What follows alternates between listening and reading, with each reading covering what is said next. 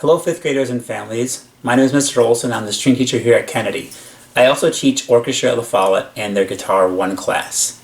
I'm here today to talk about strings for fifth graders. Alright, strings is an elective class, and we will have a 30-minute synchronous class or together once a week and 30 minutes asynchronous to start the school year off in our virtual setting. I'm here today to talk about the instruments that are available: the violin, viola, cello, and bass. And I'm going to start with the violin. I'm going to throw a little beat on and show these instruments off. Alright, I'm going to start with the violin. The violin is the highest sound of the orchestra. It has a bright sound. Here's the violin.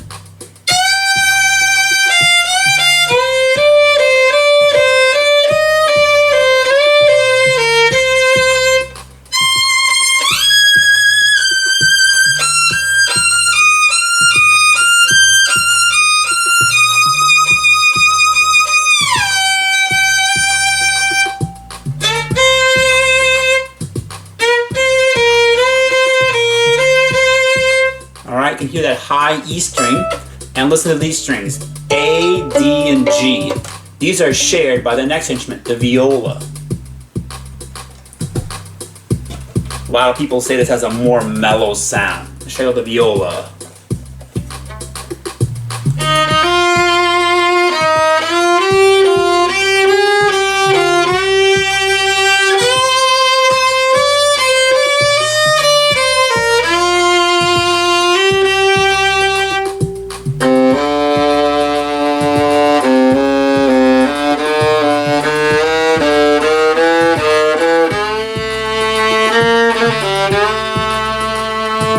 So the viola, A, D, and G, same as the violin, but it has this C string. If you remember those strings, A, D, and G are violin, and the C string is the same as the cello. If you check it out, the violin is a little bit smaller than the viola, but we'll have the correct size for you. Alright, next instrument is the cello. Gotta back up and get that instrument out.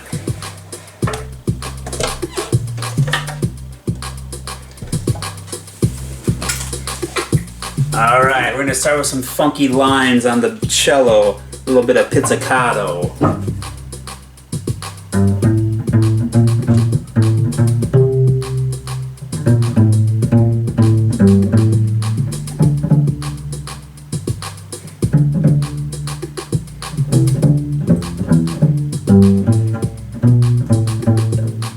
Grab the bow, do what we call arco.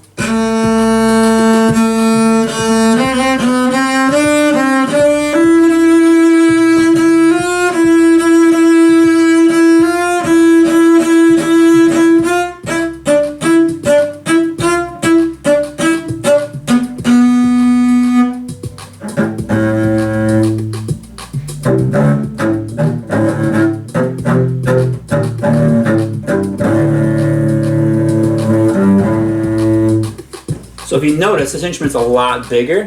The one instrument that I do not have to display is the bass. The bass would go, if I was holding it and standing up, it would be above my head. The bass is super cool, but it's also super big. I'm going to talk about that in just a moment. Alright, so we have the violin, the viola, the cello, and the bass. Again, this is an elective course, and with that choice to choose a class to elect it is a lot of responsibility. So I'm going to do all over to get you ready to play, but you're going to choose to do strings, and you're going to give me the promise that you're going to give it your best shot for the entire year, even if it gets hard and tricky. All right? This is definitely a responsibility that I know fifth graders can handle, and you will definitely prove that to me again this year. All right, I've had very few students that have regretted doing strings, but I've had a lot of students that's like, oh, I wish I would have continued on, or I wish I wouldn't have stopped playing my instrument. They always want to be back in strings if they're not in strings. All right, remember the large instruments like the cello and the bass, they take up a lot more space. A violin and viola, you could ride a bike with. A violin and viola can go easily in a closet or underneath the bed. A cello is going to fill up the trunk of your car. A cello, you need to have a safe spot at home. If you want to do the bass, there's going to be conversations that you need to have with home about how to get that instrument home. It requires special things to actually get it in and out of vehicles, and you actually need to have a spot at home that you can have this huge instrument. So bass is cool, but bass requires a lot of extra things that will take care of with your family. All right, so a lot of you and your families are like, how are we going to actually do strings online? How are we going to do this back and forth through a video camera? I've been taking a lot of workshops this summer. I took a hip hop workshop. I took a creative strings refresher. I met with the author of our new method book, and I've done 2 workshops with her. And I also led the WSMA Honors Orchestra in a virtual camp this summer, and I was one of the coaches along with a fabulous director from Oklahoma. So I'm doing a lot of things with people locally and around the country to be able to do this in the best way for you. All right, so in the following slides, you're going to see a lot of detail on those instruments, some cool demonstrations of the differences between them.